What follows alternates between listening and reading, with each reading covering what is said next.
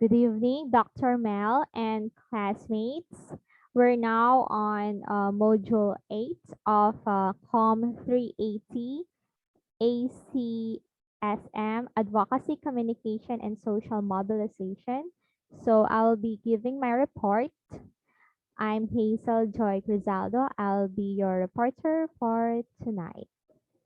Okay, I'll be sharing my screen. So it's Module 8, Advocacy and Social Mobilization. This is for monitoring and evaluation methodologies for quantitative and qualitative approach.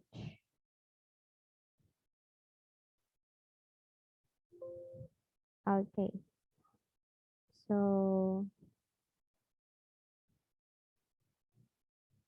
M&E stands for monitoring and evaluation. So these are the objectives from Dr. Mel. So number one, discuss what makes M&E for advocacy and social mobilization programs different from the usual monitoring and evaluation activities. Number two, what are the challenges in ACSM, M&E, and what are the guidelines in choosing the appropriate methodologies for ACSM monitoring and evaluation. So I have to admit, this is the most difficult module for this subject because I have to study again quantitative and qualitative research methodologies. But this time for the focus of ACSM and for monitoring and evaluation.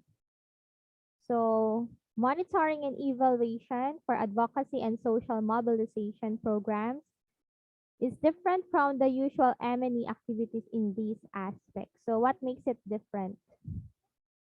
From the usual research that we have the monitoring and evaluation. It's like the um, chapter 3 or the research method in which you will have to gather your data, analyze and present your data, and you also have to make some conclusions. But this is different. For in the context of ACSM, it is where this is the next step after the implementation part, but not really because monitoring and evaluation should be right after every activity, every session that you have, beginning, middle, and end. You will have to assess because you will get more accurate results on the progress that you are having for your campaign if you will have those consistent and regular assessments. So continuously give questionnaire surveys or interviews or feedback from your members, from your participants, so that you can know at the end of the day what went wrong, what are the struggles of the participants, so you can still make some adjustments for the next session, so things can be better for your community members or for your participants or for the volunteers and also for the rest of the staff and the team members. So it helps not just for the numbers, but it helps every member because you are making solutions each day. You are resolving those problems right ahead. Don't wait at the end because it's over already. So you can no longer make some adjustments because the campaign has already ended. But if you will do the assessments, the monitoring and evaluation in each phases, in each stages of your advocacy campaign, then you can still fix some problems and make the experience for the rest of the team a better one. Okay, so it's not just for the members but also for your staff, your team, so there will be harmonious relationship among each other. Okay, so monitoring and evaluation for advocacy and social mobilization program focuses on the social community development work of the company rather than the research and development activities, which aims for coming up with innovative products and services. So usually if there is a research in the company, it focuses on how can we make the sales uh, increase by 15% at the end of the month or for the third quarter of the year. But research in terms of ACSM is more about giving a more holistic service to the community members, and how can we make the processes smooth and better, and to resolve conflicts and problems along the way, to give better services to the people and to really hit the target for the community development project that you have. So it's more of giving rather than receiving. So, uh, but ultimately, the whole company benefits from advocacy projects because people appreciate the community work that the company is giving to the people. So, but usually it's not short. You cannot easily see it right away. It takes time, and sometimes it really it does not have a direct monetary value, but it's more on social value and ethical value and moral value. So that's it.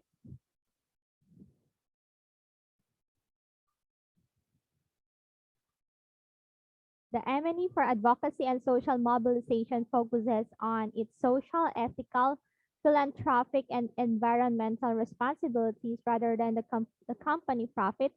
So the research being conducted is geared towards the effectiveness of the campaign in making a sustainable change and impact to the community and society. So again, these are the core principles or the pillars of the advocacy and social mobilization. These are the social, ethical, philanthropic, environmental. Uh, I'll add the legal, legal responsibilities. These are the fundamental aspects of the advocacy and social mobilization. So we focus on these aspects rather than the company profit. The research being conducted is geared towards the effectiveness of the campaign in making a sustainable change and impact to the community and society. So you are not profit oriented, but you are more on social service, welfare orientation. So there are other research endeavors that are happening in the company, such as the testing phase for consumer response, for launching a new product or service. There are researches for the marketability of a new brand concept. There are also some marketing advertising researches on consumer response towards commercials on new or existing brands. So usually if the boss if your boss will ask you to have to conduct some research, usually it's more on testing the different versions of your commercial for for the TV, for the radio, and if A is if A has able to solicit more responses from the target market or target audience or target population, then A will be aired as the commercial in this channel rather than the version B. So there are testings for various advertisement versions that you have. Or for example, you have a new product coming out in the market. So you need to have a pre-test to test how will the target audience will respond to that new product, and you still have time to make some adjustments before the grand launching of your product. There are also research for new developments or for improving the brand or service, like the department for research and development. Uh, Development not in terms of community development, but development in terms of technology innovation. So it's more about coming up with an improved version of that brand or that specifically for products, okay?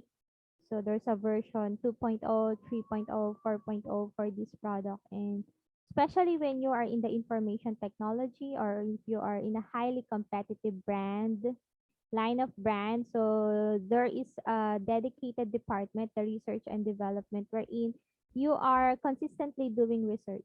So to improve the product and the service. But that is not the kind of research or monitoring and evaluation that we are talking about or that we are focusing on, but the research, monitoring, and evaluation in terms of the advocacy campaigns that we have, especially when we are conducting the social mobilization part in your advocacy campaign.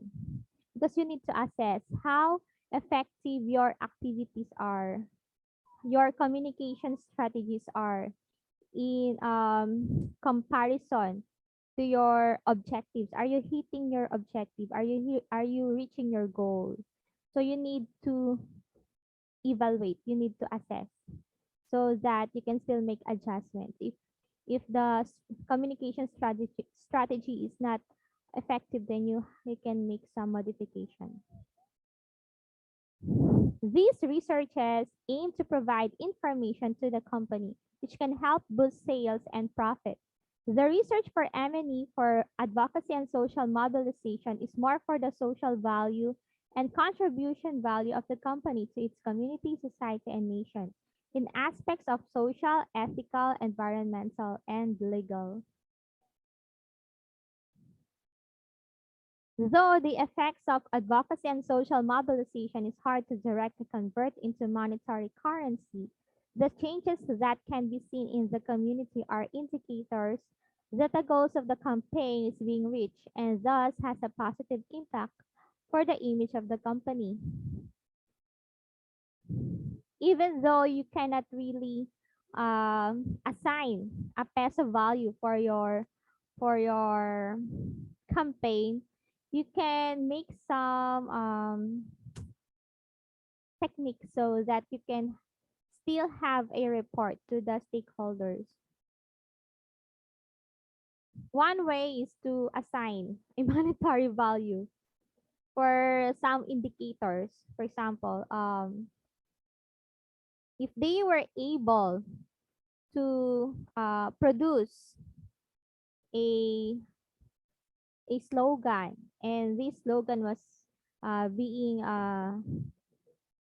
uploaded in their Facebook group, and this slogan has been spread through other groups, and this slogan has been a popular hashtag in Twitter, and this hashtag has quite stirred the interest and attention of some political leaders in the province or in the region, then you can assign a certain monetary value for it. So how this influence, this popularity will contribute to the positive image of your company. So you can assign monetary value for that. Okay, depending on, for example, if this is the number of likes, this is the number of shares, this is the number of retweets. If you will pay for, there are some paid advertisement or paid boosts in Facebook and Twitter. You can pay, for example, 500 pesos so that this can reach this number of people, this target audience, and then for how many days.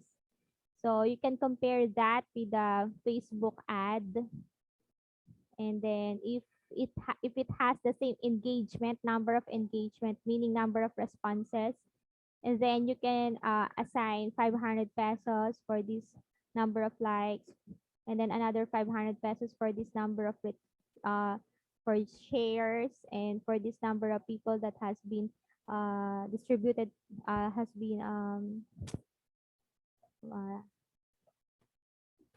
uh, the information was broadcasted to them, so you can assign a monetary value for that.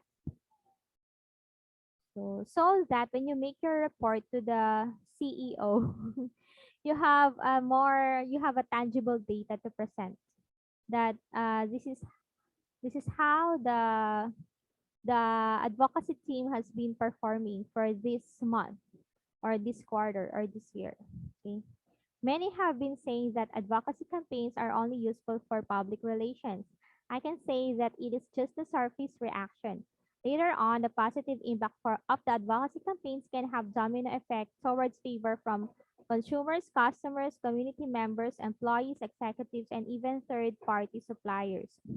When assessing the impact of the advocacy campaign, you can actually assign a monetary value for the indicators and results, so you can generate a quantitative research and report. Actually, the word quantitative is quite allergic. Why? It's quite allergic for people who do not like doing quantitative research. But I studied again quantitative research, and yeah, it took me several days to study because I have to go back to the books and the journals and go back to the references, quite many. So, but if you have understood it well, which now it's more it's clearer to me. I find it easier actually than qualitative because once you have organized everything and once you have already conducted your you have already prepared your questionnaire, you're ready for the survey, and you have conducted your survey, and then you have just ask a statistician friend to do the computation for you. And once you have your data, it's uh and then you just have to analyze the insights that the percentages that are the results of, from the data gathering. And then after you have analyzed it, then you can formulate your, you can make some good insights on it. And after that, you can have your conclusion, then your research paper is done. For the qualitative, just have to go with the interviews and focus group discussion. Just have to prepare the questions, and sometimes the interview does not end. So you can keep on interviewing and interviewing people. It sometimes it does not have it has no time limit, so it's hard to control. Even the bulk of data, you have a lot of data from the interview manuscript. You can you can transcribe the audio recording files, and you have a bulk of transcription documents, and you don't know how to it of course you know how to do it, but it feels overwhelming for the bulk of the narrative information that you have. So you have to code, you have to have the themes, the sub themes, you have to code, you have find the keywords, find the resounding insights that you can derive from the data, and then you have to form your statements, and you have to explain it well. Well, I think both quantitative and qualitative has its fair share of difficulties and comfort. It really depends on the nature of the study and which which aspect you want to focus on for your research. So you can also do both quantitative and qualitative for the mixed method.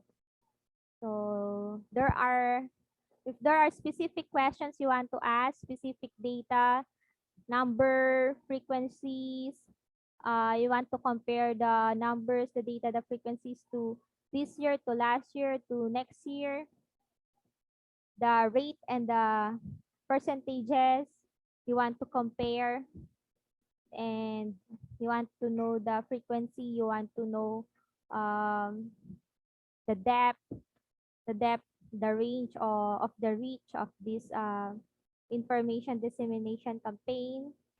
If you want to have accurate measurements on the effectiveness of your advocacy campaign, then the best way the best, the best, the best. Well, you have to choose the quantitative. That's that's the ideal thing to do. You need to choose the quantitative because you're dealing with measurement. But if you're more into reasons, you want to give meanings, you want to explore the new phenomenon, you want to get explanations from peculiarities of the culture, of the attitudes, of the behaviors, or the a new generation culture due to generation gap differences. If you want to find meanings, and then you have to choose qualitative method because that will help you get deeper explanations, reasons, rationale, and really expound and really tackle the phenomenon that you are exploring. So I think both have their own set of good sides, their credits, and their challenges. It's really up to you what kind of study you want to conduct and what do you want to figure out. Okay, you can choose quantitative, you can choose qualitative, you can choose mixed method. Many have been saying that advocacy campaigns are only useful for public relations. I can say that it is just the surface reaction. Later on, the positive impact of the advocacy campaigns can have domino effect towards favor from consumers, customers, community members, employees, executives, and even third-party suppliers. When assessing the impact of the advocacy campaign, you can actually assign a monetary value for the indicators and results, so you can generate a quantitative research and report. This can allow investors to assess how much the advocacy campaign is contributing to the overall progress of the brand and the company. This can also help the management assign budget to the activities of the advocacy campaign and have accounting reports that are audit friendly. Yes, because every transaction has a cost. So you will really need money to finance the advocacy project. So the printouts, the food, the transportation costs, you need to give water, medical supplies. You need to have some insurance if you will go to remote places. It's more costly if you will ignore the safety side.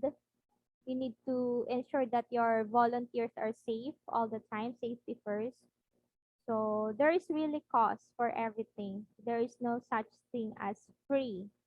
So you need fund for the advocacy department.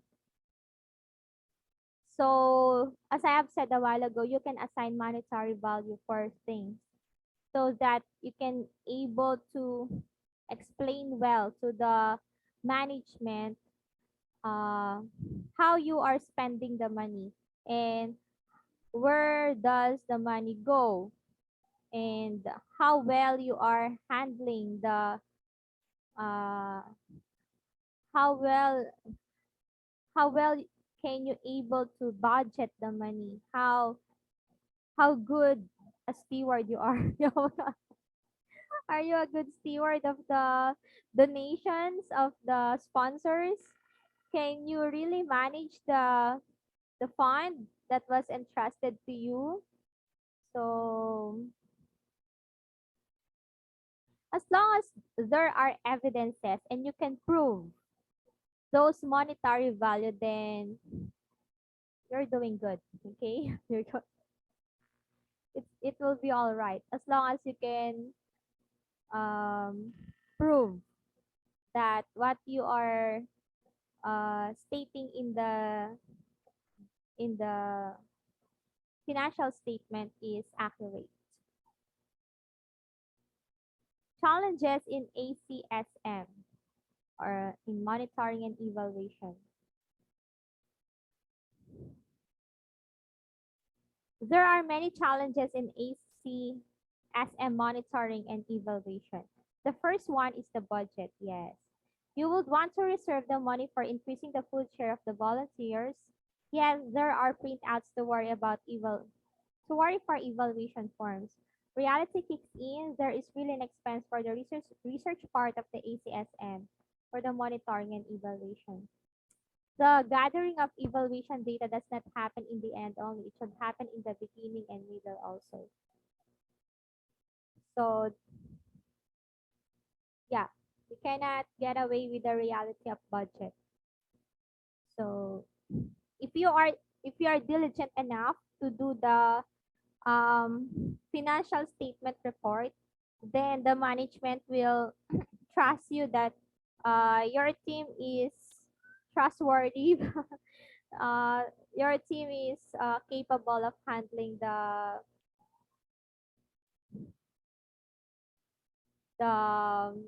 donations of the donors and sponsors.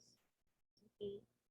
Why am I talking about sponsors and donations? Because the company is thinking, why will we spend for this? It will not generate profit.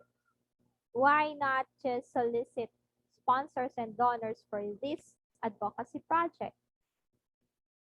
So expect that you will be having more sponsors and donors as sources of fund for the advocacy department. So what you need to do is to be able to report to these sponsors and donors that their money are being used uh, in the right manner. It is going to the right project. It is being spent correctly and dutifully. So there are no anomalies that are happening. So that's why you really have to account for everything. Yeah, the usual receipts. Receipts, you have to do the accounting. The receivables, the payables, the types of receipts. The official receipts are very important. Yes, you still have to do those accounting duties. Okay? So that you can be able to present your financial statement report in friendly manner to the auditors, to the auditors. Because they will ask you questions.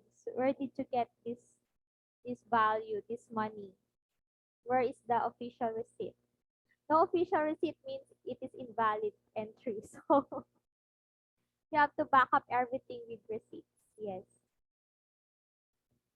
So again, you have to do the monitoring and evaluation at every stage, at every phase, at before and after each activity. So you can make insights and evaluations later on.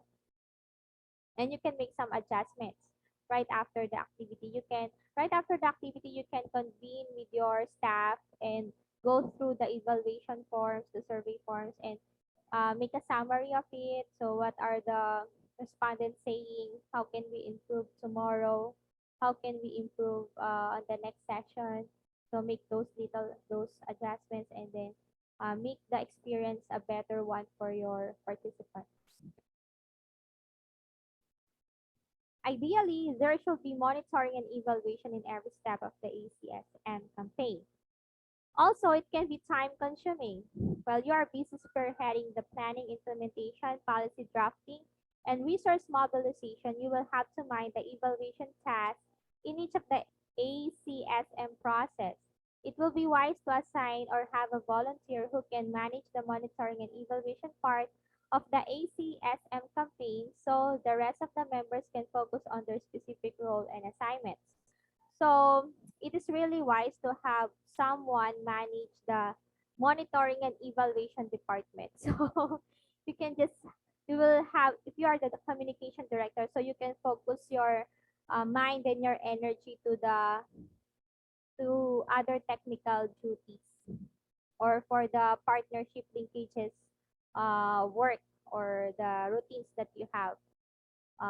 Have that member dutifully do the uh, distribution of questionnaires, gathering the forms, and tabulating the results, summarizing the responses, and presenting the summaries to the management, to the staff, to the team, to the stakeholders, and to initiate the short meeting so that everybody can be informed of the feedback from the participants. Here are some more challenges in ACSM, monitoring and evaluation. Number one, it is hard to get the exact same characteristics for the comparison group.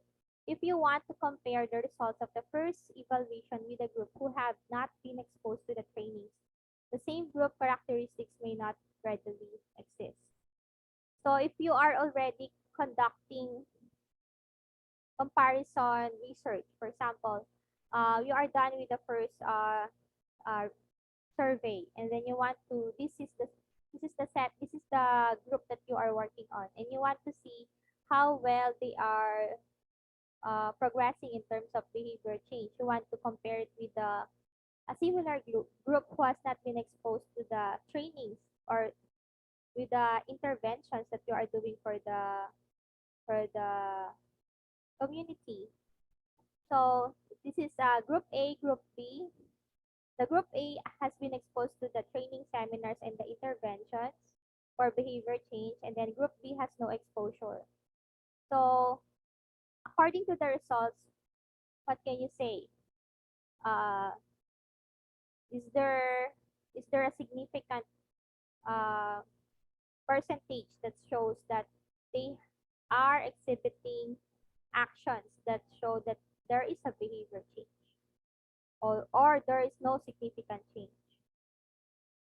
So you may still want to do the correlation, the relationship problem, yeah, the Pearson statistical formulas, and all those relationship comparison, significance, problem solving that we have for the research. Okay, so because if there is no significant difference, meaning your interventions are not sufficient. You need to increase the number of seminars. You may want to boost the content or the quality of the information that you are giving to the people. You have to detect some barriers. Is there a culture gap? The language used, the level of language, or the um, maybe the presenter himself or herself is not reaching out to the members so that the members feel that they don't want to participate anymore. They are not interested because they have not been they do not feel that they belong to the group, or that they need to be engaged with the session. So there should be a remedy to the feedback of the people, of those members. So you need to address those concerns. You see, that's why mixed method is very useful. So it's not enough that you will ask them the number of sessions that they have attended, the number of trainings that they have participated with. You also have to ask some open-ended questions. What are your concerns for the session, for the meetings? What are your, what are the difficulties that you are experiencing? What are some challenges that you're experiencing? What are your problems? So do you have some complaints? Do you have some complaints? So those open-ended questions, those open questions, those essay questions will give you a window to what is really happening in the trainings, in the seminars, or in the conferences, or to point out some problems that are occurring within the group. Lack of coordination, lack of system.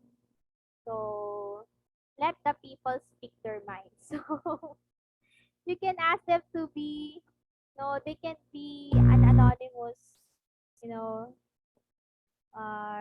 respondent. So they can choose not to write their name. So your concern is how can we make the seminar a pleasant experience for everybody? So they can engage, participate, and really learn from the seminars, or that they can really understand the purpose of this advocacy, and they will really have the catch the vision and have the passion and do action so that they can really make significant changes for their lives. And those significant changes will be visible to the community. So there will be a visible change, and the behavior change will be natural.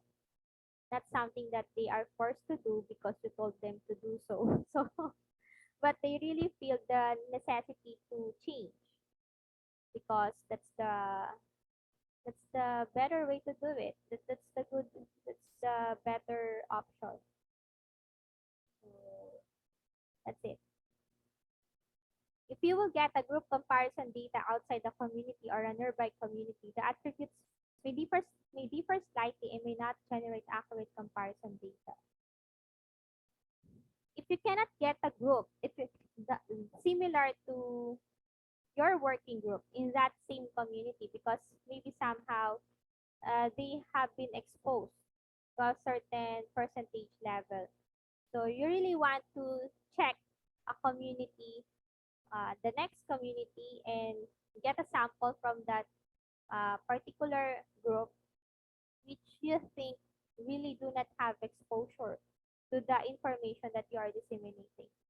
So there may be some concerns like the uh, demographic profile may be different, or the geographic location, social conditions may slightly differ.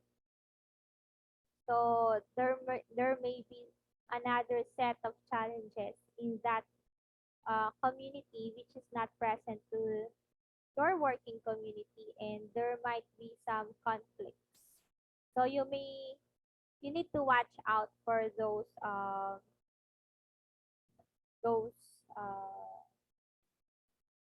problems. Okay, so you may want to specify that in your research paper. What can be the hindrances in what is the level of what is the margin of error?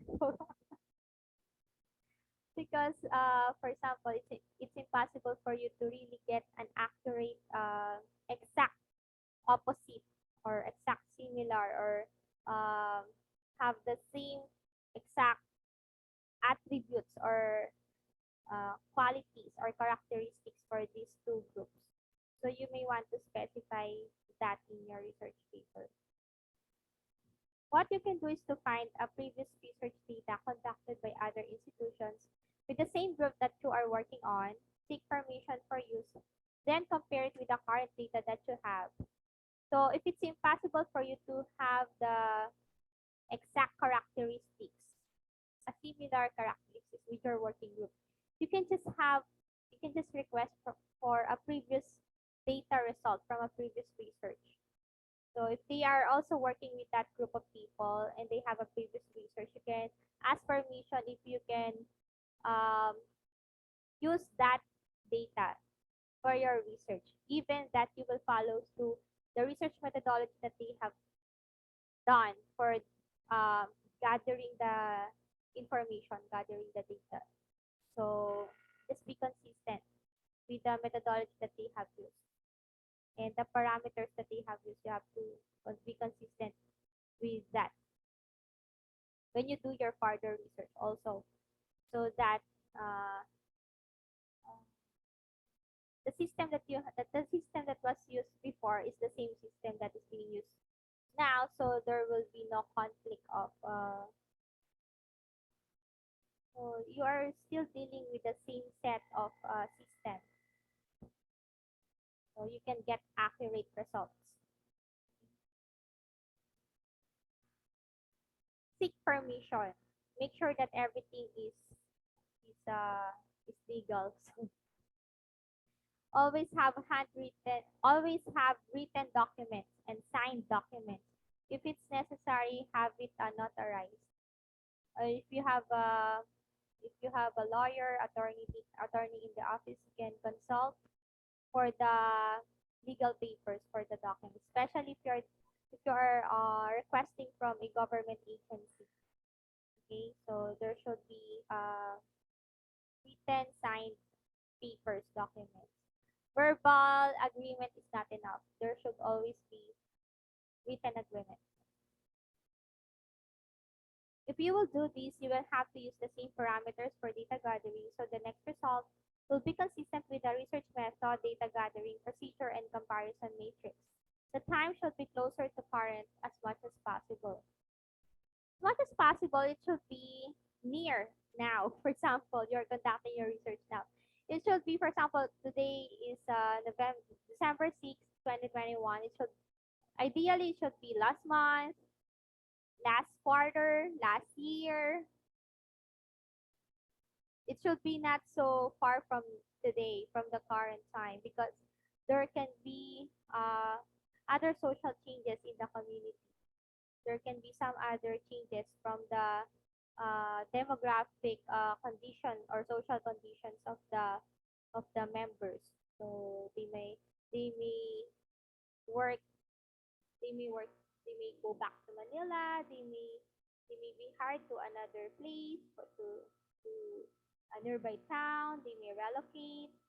They may have they may venture. They may stop doing business. They may venture with being employed abroad. So there can be other changes. So ideally around just 1 year span of time. So the closer the time is to the current time, then the better.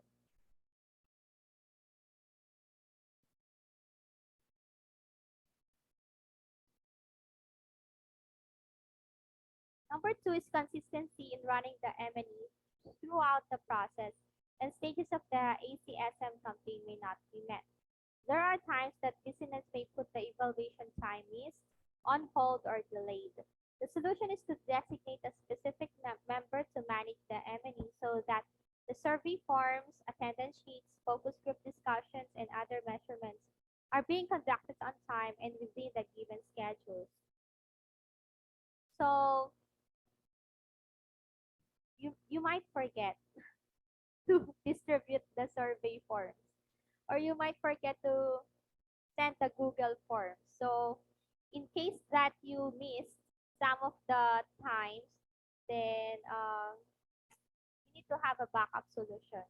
We have a quick Zoom call for the participants and ask them how did the seminar go, what are their concerns, do they need to say something for they're experiencing problem or difficulty, so you can still make assessment for tomorrow's seminar or next week's seminar, so or program or activity. So or you can resend the Google Forms and ask them to send it to you by tomorrow. That's via email. So the best thing to do is to assign another person to do the MN aside from you, because you might forget it, because if you're the communication director, you have so many things in mind. You are taking care of a lot of things. So MN is so tedious. Tedious. You must be faithful and consistent in uh, getting the assessments so that you can really make an accurate report at the end, or simultaneously while the campaign is being implemented. So yeah, just have someone to focus on this area so that all of the given schedules are met and all of the papers are in, and you can make accurate decisions after because you have accurate data. Culture and generation gap. These two contain crucial and rich elements that researchers need to watch closely, as this can give insight to the numbers in the data. Each generation has its own culture and language. Each generation has its own unique set of social conditions. The researcher must be careful enough to study these two elements and make sure that this is carefully thought and considered in all aspects of the ACSM campaign, especially in the research for M&E. So culture and generation gap is a very big issue in communication. Okay, even if you have a thorough M&E plan, if you have not studied the culture well, then you might encounter big problems along the way. So make sure that you are spending time with the community. There are immersion hours. I have experienced that with I also conducted a research in CCT, so Center for Cultural Transformation, Center for Community Transformation in Tagaytay. They have their office there, but they have their office also in Taft, Manila. So they also have their satellite offices in Quezon City and in other places in Manila, all throughout the Manila. And they have I think they have also branched out to other regions. So we have immersion hours, number of hours spent with the community members. So we need to be with them and talk to them, really go to their houses, really talk to the parents, to the children, really sit down with them. If they eat, we are also eating. We need to actually see how they are eating, how they are managing the household. We really need to actually see how they are working. So we can really understand their situation, not just verbally, but with our own eyes. We can see how they are living, how they are doing, how they are managing to survive. So immersion is, I think, is a keyword in community development.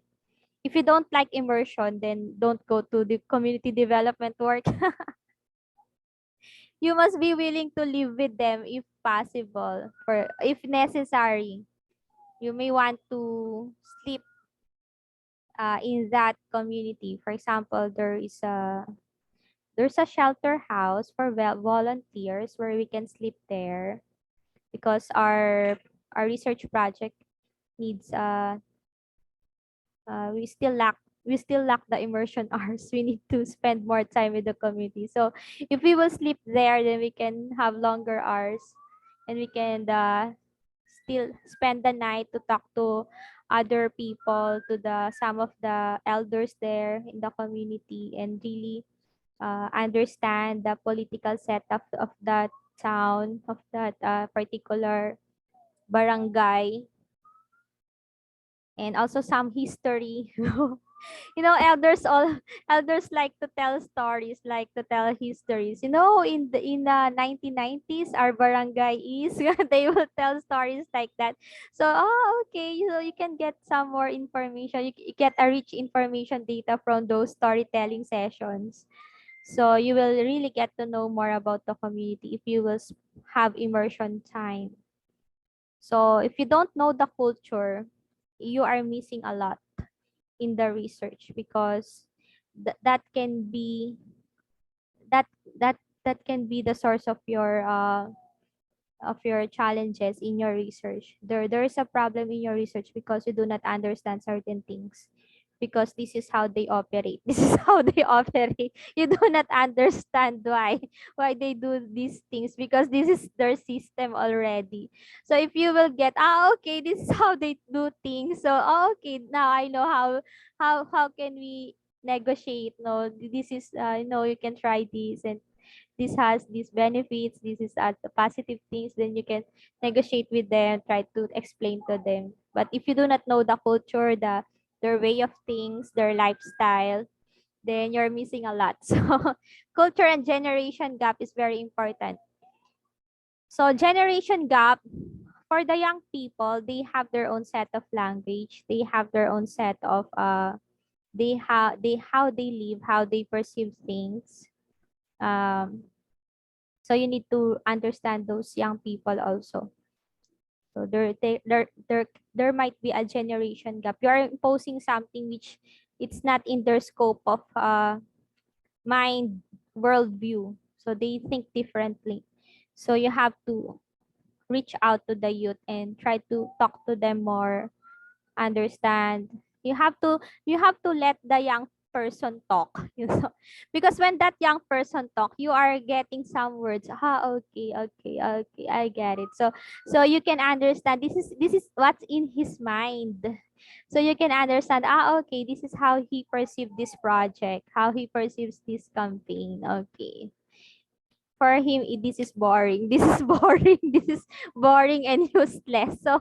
So you have to come up with some strategies to reach out to that young person, to that youth, to how can this campaign be meaningful, relevant, significant, and proactive in his life, and how this campaign is linked with his dreams and ambitions.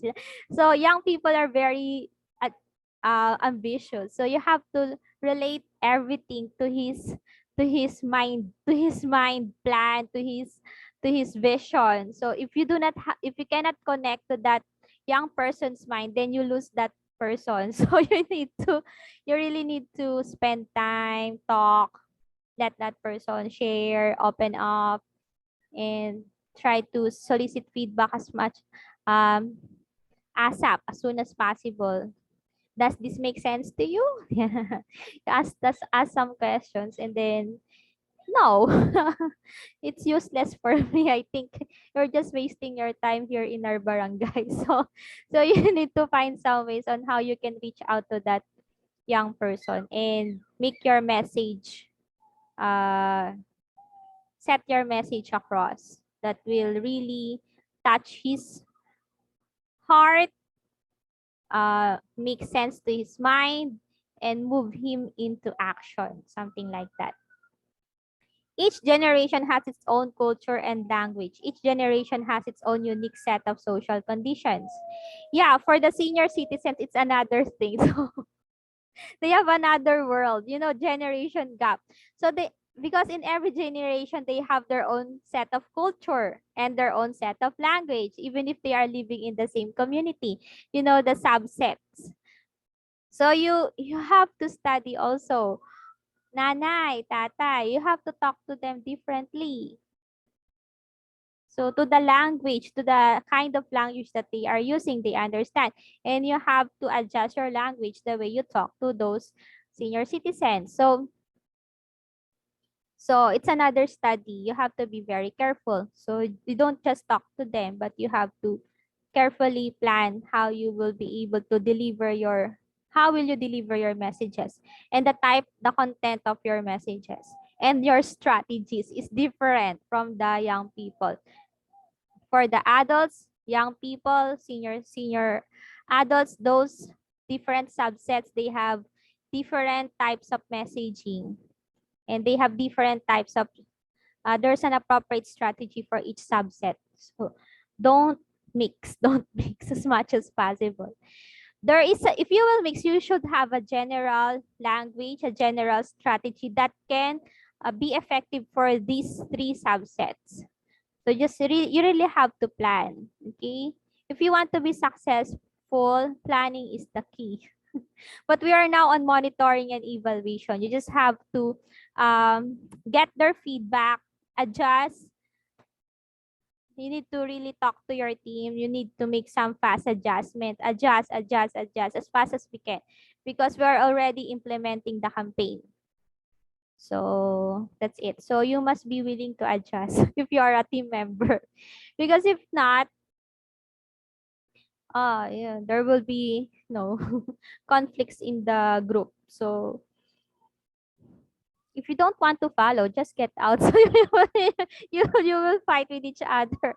So don't reach that stage that you will be mad at each other. So that's why in the very beginning, the M&E should be part of the in the planning stage for what do I mean? Meaning, you have to talk about these things early on. That at the very beginning, when you are still planning for your advocacy campaign, you have to discuss this topic that there will be monitoring and evaluation. At the beginning, we will want to figure out these outcome indicators and who will be the person in charge for this data gathering. What will be the problems that we are anticipating that will occur? How will we address these problems? So what are our resources if these problems occur? What will we do as a group in accordance to our sets of positions, our responsibilities, our roles in this team? How will we function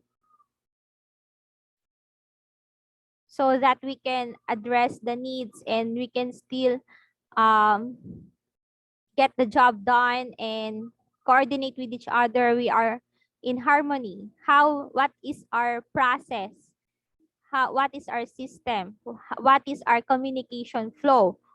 Who will talk to who? You will talk to this, and this will talk to me. And me, I will talk to you. Who are the people responsible if emergencies occur? He's in charge of this emergency. He's in charge of this emergency. He's in charge of this type of emergency. So really talk about those things early on in the beginning. So when you are in the middle of the campaign, you will not fight with each other. So you will know what to do because you have already talked about it. Okay? So planning is the key. Include monitoring and evaluation in your planning session. Okay? The researcher must be careful enough to study these two elements and make sure that this is carefully thought and considered in all aspects of the ACSM campaign, especially in the research for M&E. Pandemic. Nowadays, it is hard to conduct surveys and interviews on face-to-face mode. Yeah. You are thinking that if monitoring and evaluation is not that important, but this is very important. You will not know if you're effective or not if you will not have monitoring and evaluation. So it gets harder as we are facing the coronavirus threat. But there are answers for our problems. For example, there are Google Forms, Zoom conferencing, Skype calls, and Viber, which offer practical online solutions to data gathering for M&E research. Yeah, you can send Google Forms. You can have the follow-up interview via Zoom. Call your participants, volunteers via Skype calls, Viber. You can have a team meeting via Zoom. You can have the recording session. You can record your meetings so you can have documentation. Okay, so what are the guidelines in choosing the appropriate methodologies for ACSM, M&E? Well, number one, there are considerations when choosing the appropriate methodology for ACSM, M&E. The major things are the nature of the campaign, the goal, and the result desired for the ACSM project. The nature of the campaign will lead you to realizations on the bulk of content that it will have, as well as the themes that will be discussed. What is the nature of your study, of your advocacy campaign? So that will lead you to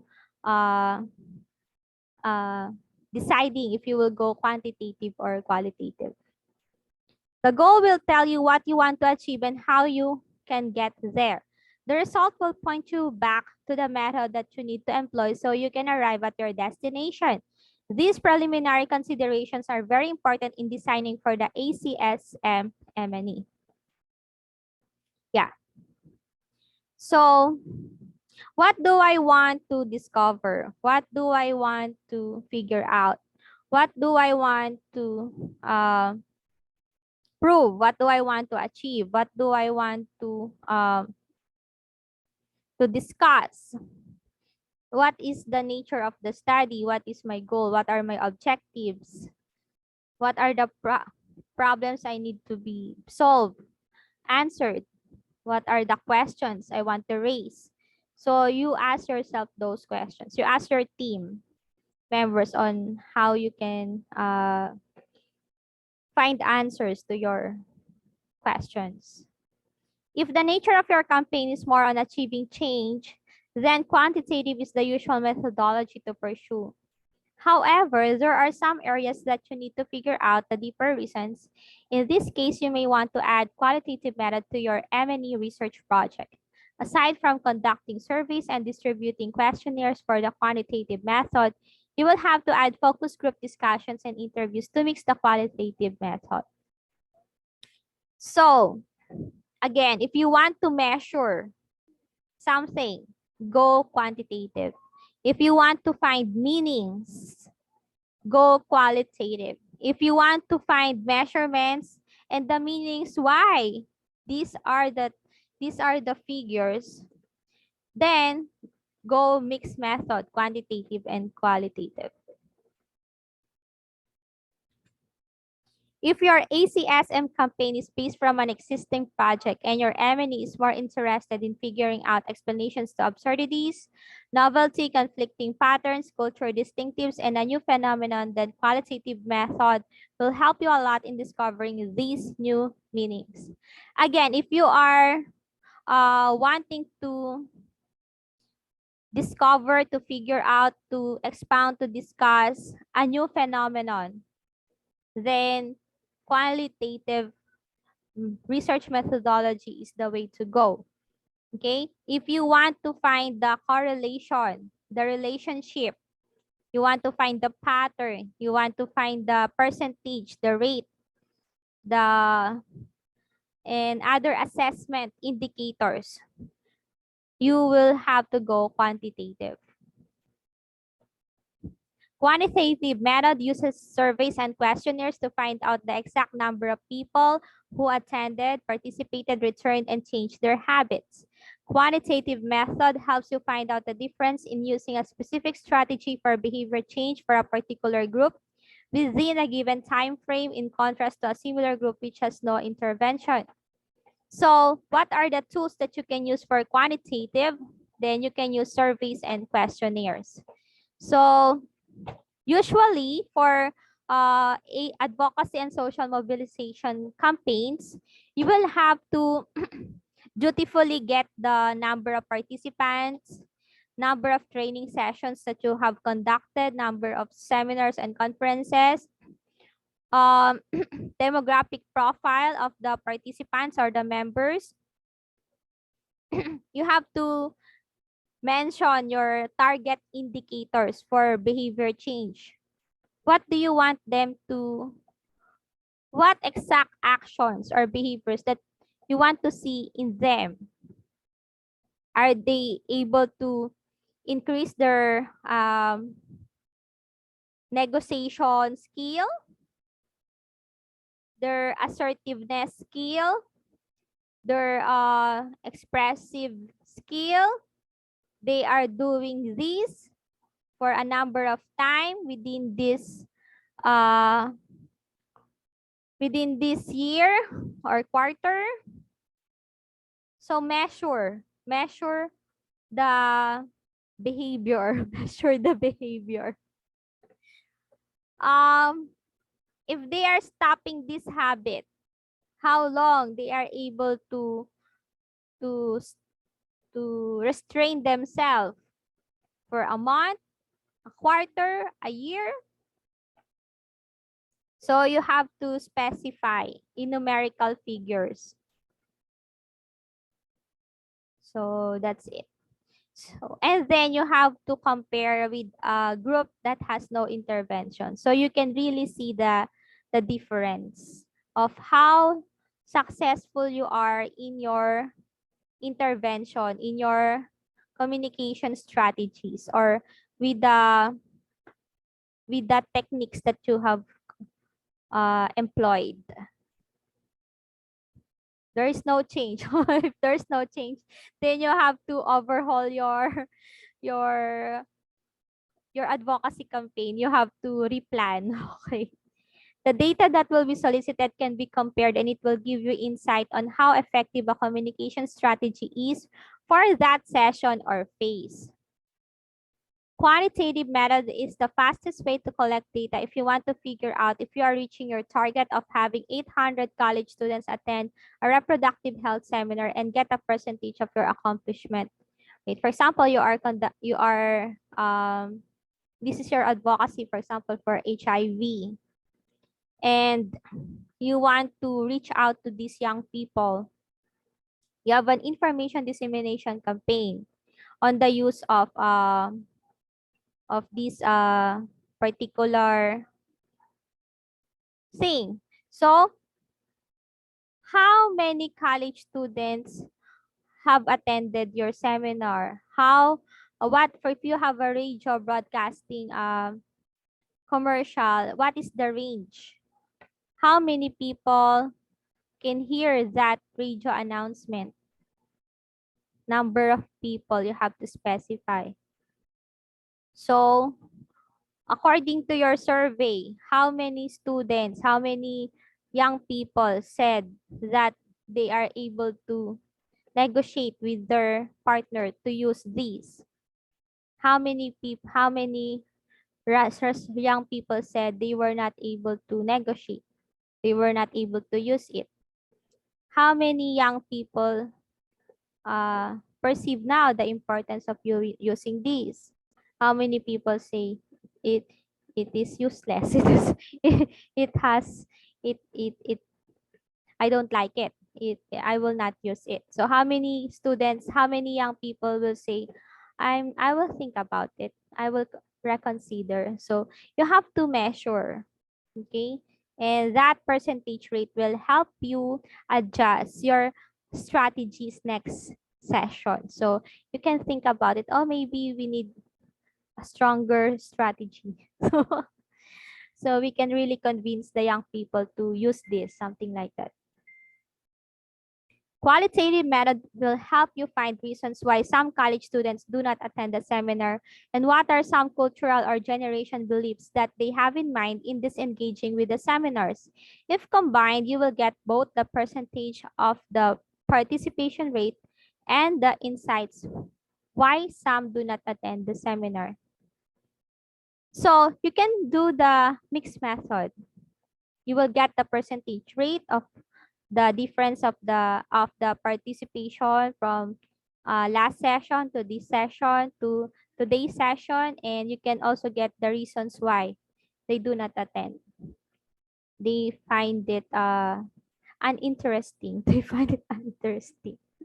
You may want to invite influencer or a popular personality to the talk so that you can entice them to and you can attract them to you can motivate them to attend the session, the seminar, because their idol is there.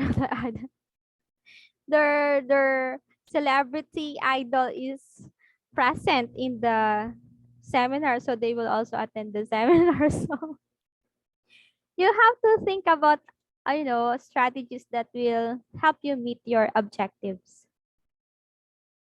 There are some techniques that you can do to go plain quantitative, yet still get some useful insights. You can pre-design your questionnaire with ready reasons, and the respondents will have to choose from the options. I learned this from a dear consultant. Actually, you can have your homework done way before the way before the data gathering. You can really spend time with your respondents, with your target participants, talk to them, jot down in your journal, in your notebook, what are their opinions, what are their viewpoints, and you can summarize their ideas. You can ask them pre ask them questions like this and that. Of course, that consistent with your research questions and research problems. And then after summarizing those statements from the target audience, target respondents, you can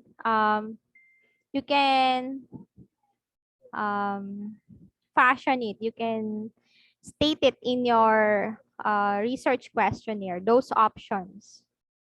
So those options are pre predetermined, pre-designed.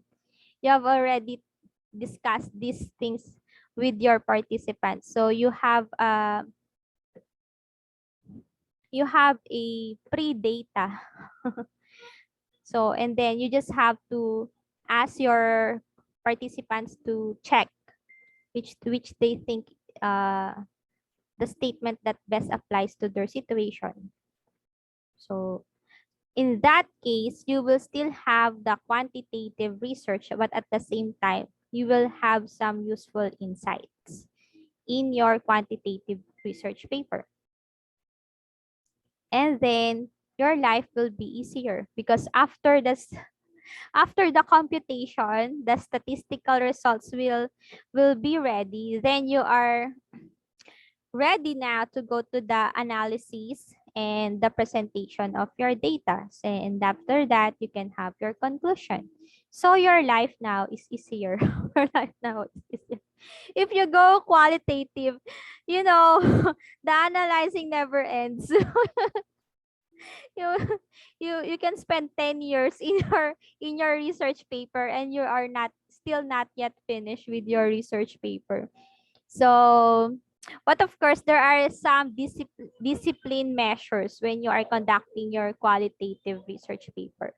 There are parameters. So you can stick to your plan.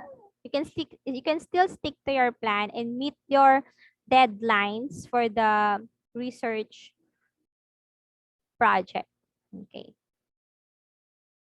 However, you can come up to this one only if you have done preliminary dialogue sessions with the participants and have taken note of their background situations and their opinions in mind in regards to your topic. Yeah, you can only do this if you have spent a lot of hours with your respondents. If you do not have preliminary data, then you cannot do this. Cannot do this. You have to go the hard way.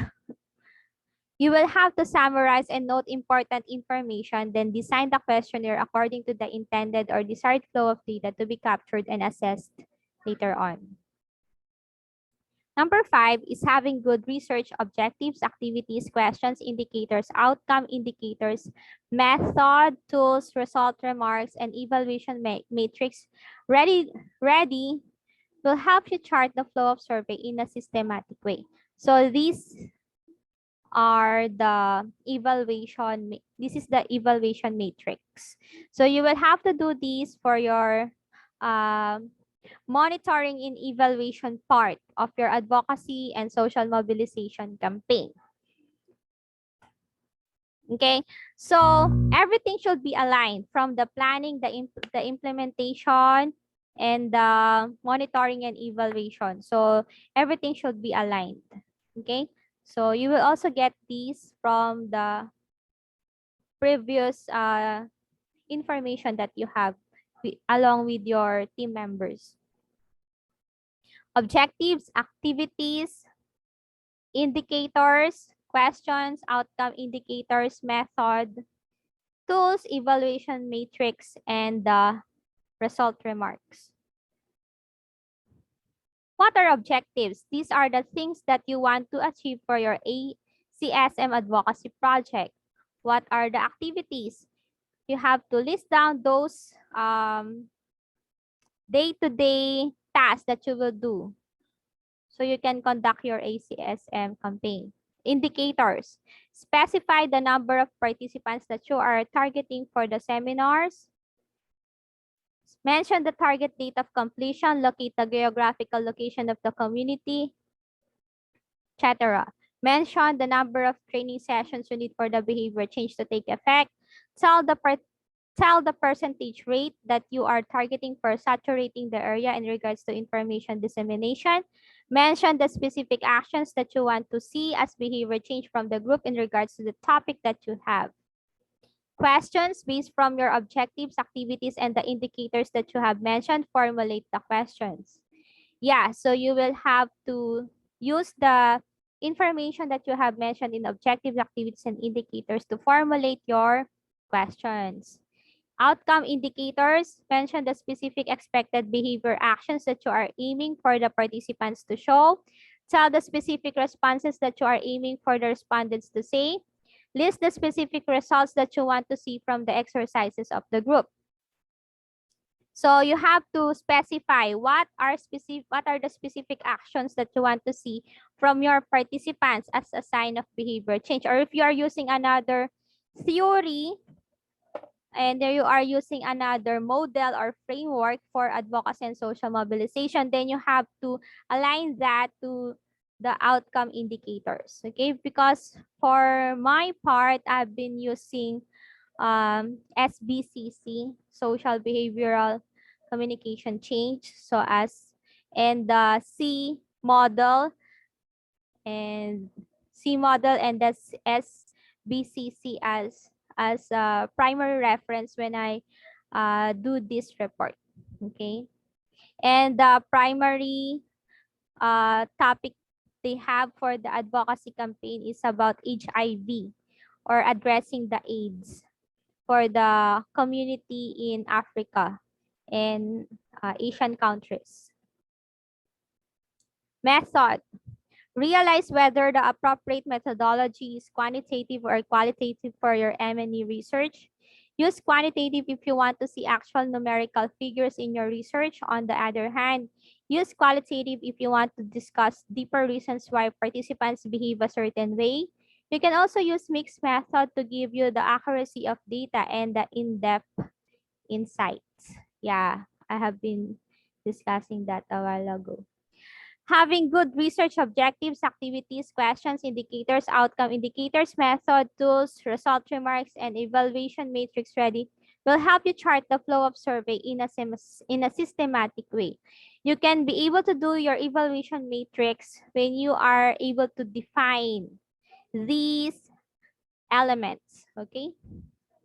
Tools. Use surveys and questionnaire for quantitative method. On the other hand, use focus group discussions and interviews for qualitative method.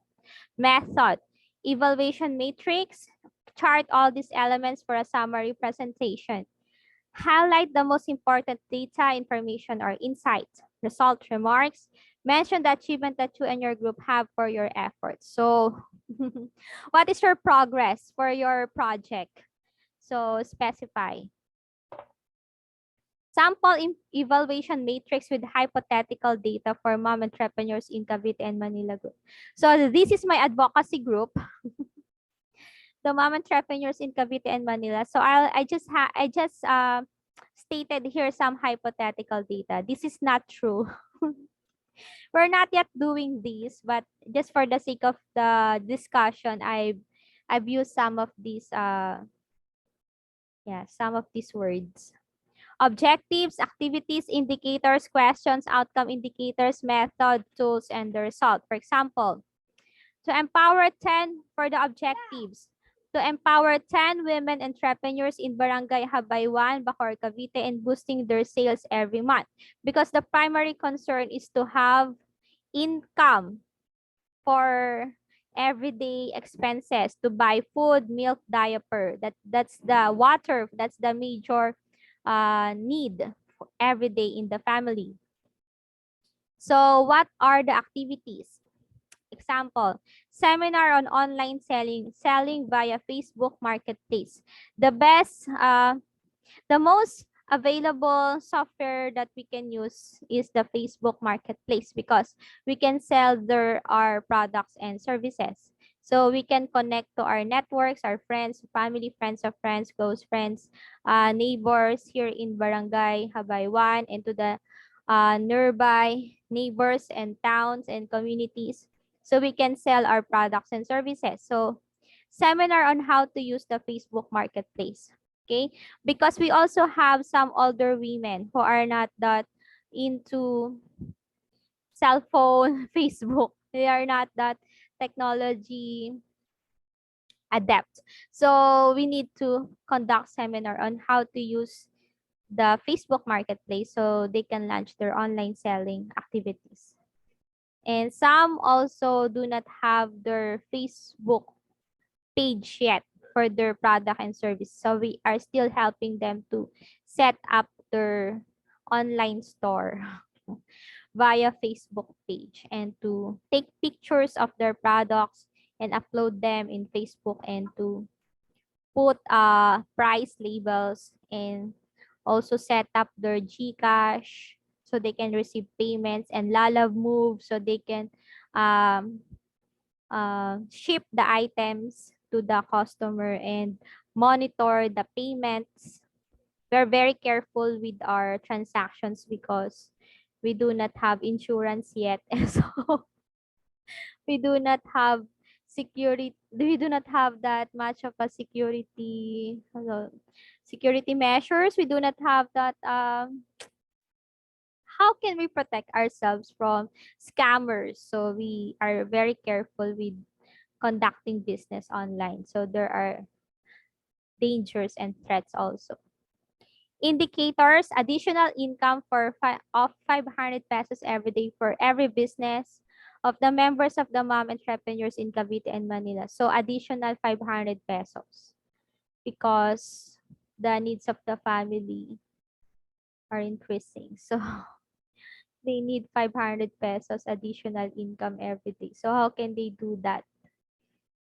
So boost your sales via online selling. If Facebook Marketplace is not enough, then let's think about another online platform, social media platform.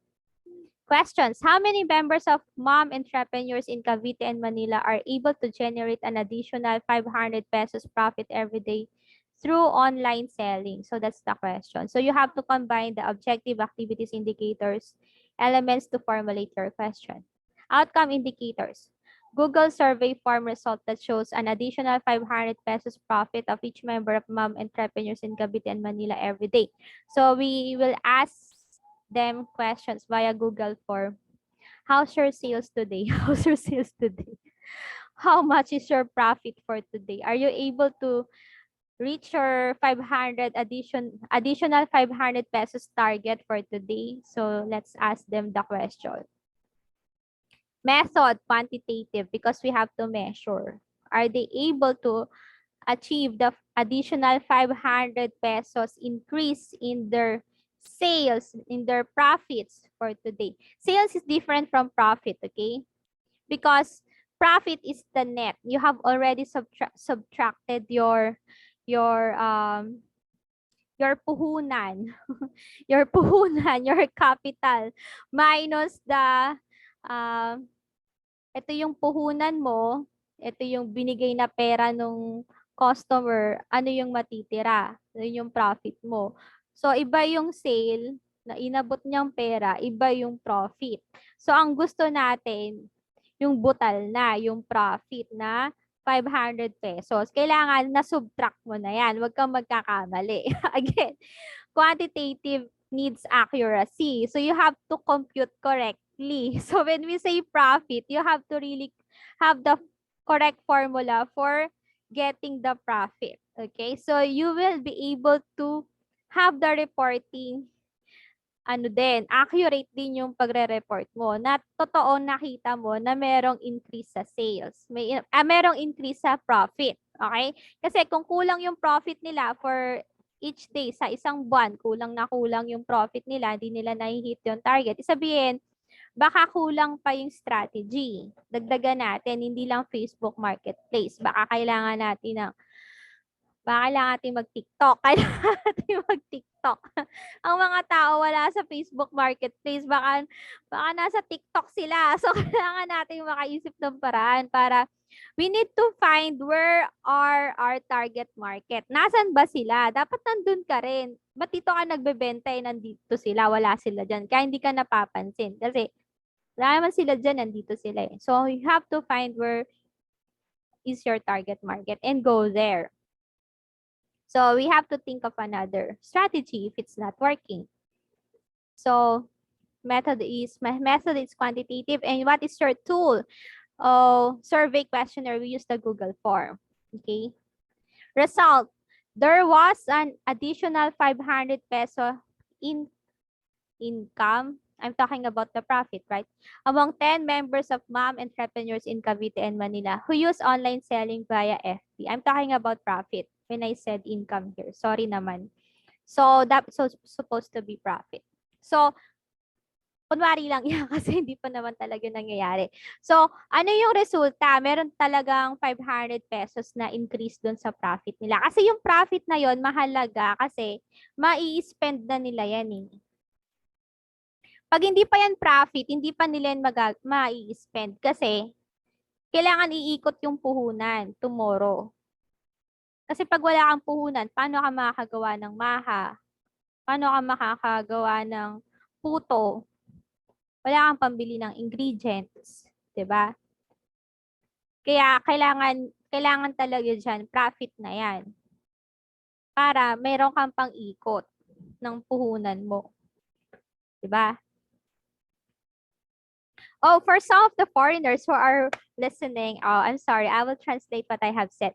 You really need to get the profit because you cannot spend the money if it's not profit already because you still need capital money for you to buy the ingredients for tomorrow's recipe ingredients for you to be able to cook the puto, the maha, the pancit, the spaghetti, the carbonara, and the other products that you have to sell for that day.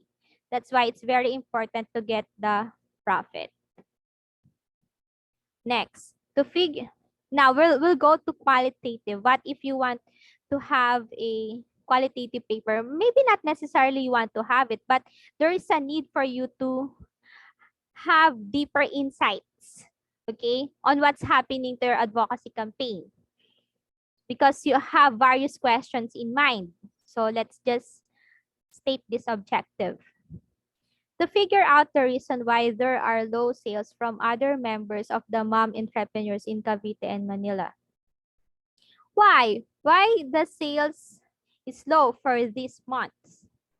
What is the problem? So you want to figure out the problem.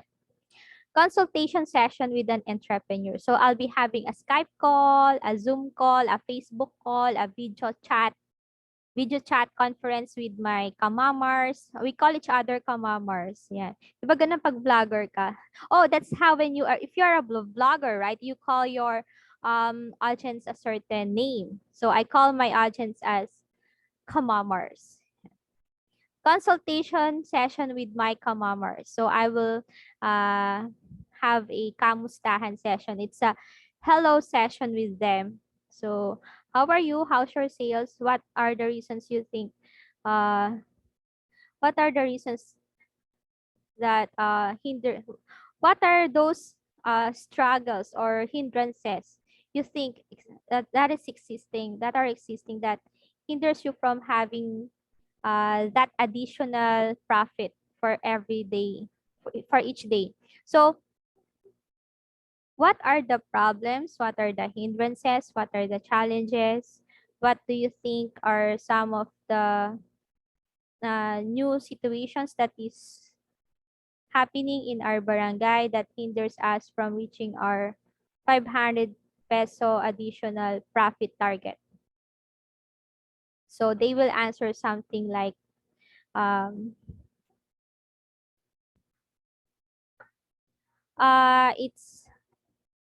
there's another lockdown. We are not allowed to sell because the barangay tanods are are patrolling, so they are asking us to get inside the house and do not sell because there is a municipal order for everybody to stay at home. So we cannot really sell for 2 weeks. That's why our sales drop, sales percentage drops, and we do not have that sufficient income. Our profit, our net profit uh, decrease for this month. We do not have sufficient profit for this month. We cannot hit our target because of the recent ECQ protocol. So they can say something like that. So what are the other reasons they cannot meet their 500 peso profit target? Um, my child got sick. I spent the 500 peso to buy the medicines instead of ingredients. That's why I wasn't able to buy ingredients for puto, and I was not able to sell. So there's sickness in the family. So that's a problem. That's a struggle. What are other concerns that they have? Why they are not hitting their target? So you need to talk to them. So yeah. So just ask them. There are some members that require one-on-one session. Not it's they do not feel comfortable with the group. So you need to be sensitive with that. So that person, you will have to call her or him, call her. Just you will have a one-on-one session via Zoom or Skype or a phone call. Okay, because I have some members who are single mothers. They don't feel comfortable sharing their problems with other women who are married. They feel like um, they feel shy. They feel intimidated. They feel they they don't feel comfortable about it. They just want to talk to you, just on a one-on-one session. So just respect uh their comfort level. If they just want a one-on-one session, then just respect it like that. Okay, so don't force them to have a group discussion. If they will not participate in the focus group discussion, then that's fine. That's okay. The members of the group are able to identify reasons why there are low sales for the last quarter of 2021. Why is there a decrease of sales for the third quarter of year 2021 among the businesses of the members of mom entrepreneurs in Cavite and Manila? Responses via Zoom interviews and focus group discussions narrating the reasons of low sales turnout for the third quarter of 2021. You have to put a time marker, a period, for month, for a quarter, for the year. You have to put that time indicator. Qualitative focus group discussion and interviews.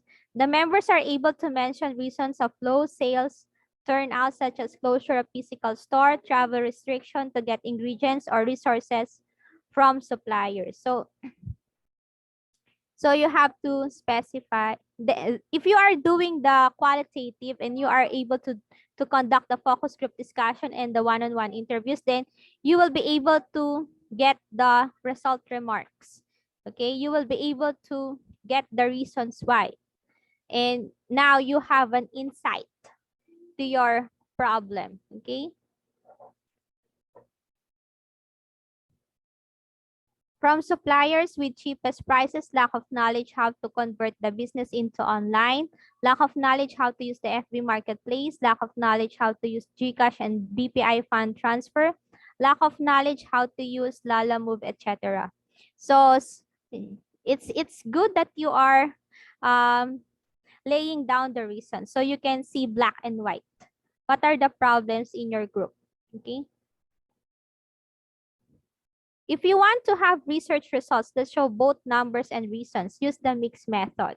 So you can always do that. So you can have a holistic overview of what's happening in your advocacy campaign. Number 6, set realistic target results and assign outcome indicators so you can measure how well your campaign is doing. Yeah, focus on realistic target results, okay, and outcome indicators. So don't set uh, ambitious indicators. You'll just put pressure on your team members and also with the participants. So if 500 pesos is not feasible, then lower it to 300 pesos.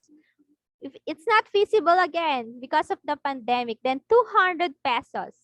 At least there is an increase of profit for each day. So it's already an achievement because you are progressing, okay? And you are learning something new and you are improving the condition of your living condition, your life, your you're able to um make your life better. Okay?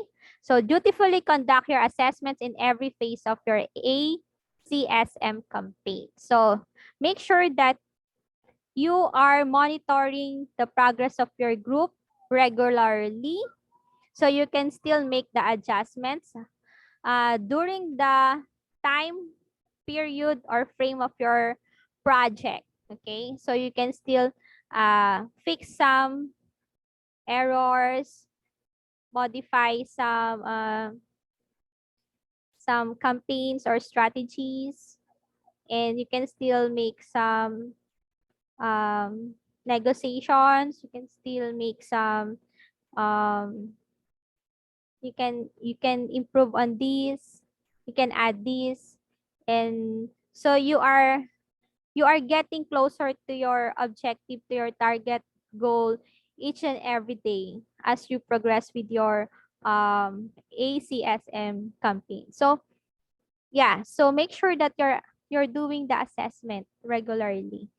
Okay, so you can be able to have a successful monitoring and evaluation um